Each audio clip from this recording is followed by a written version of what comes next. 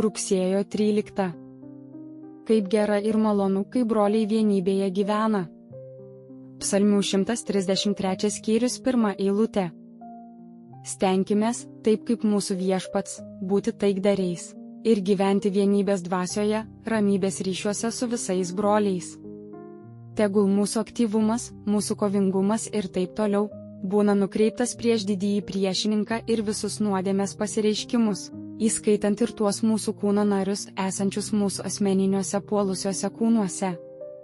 Mes bei visi broliai surasime užtektinai daug užsiėmimų kiekvienam kovingam mūsų prigimties elementui taip, kad tai patiktų viešpačiui, ir užsiėmimo kiekvienai mūsų mielai ir mums pagelbstinčiai savybei, kurią turime, kad vienas kitą statytume ir darytume gerą visiems žmonėms, kai tik turime galimybę, o ypač tikėjimo šeimynai.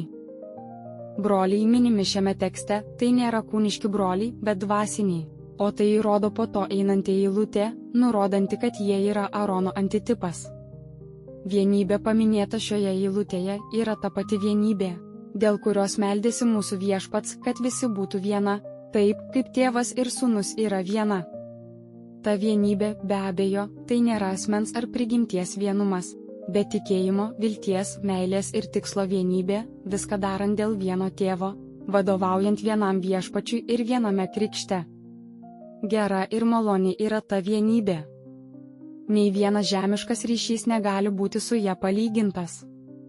Tegul ši vienybė bus mūsų dabar, mums tobulėjant joje ir visą amžinybę, kai ji palaimintai realizuosis.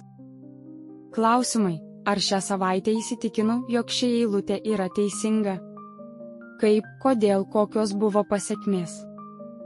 Kaip gera ir malonu, kai broliai vienybėje gyvena. Psalmių 133 skyrius 1 eilutė.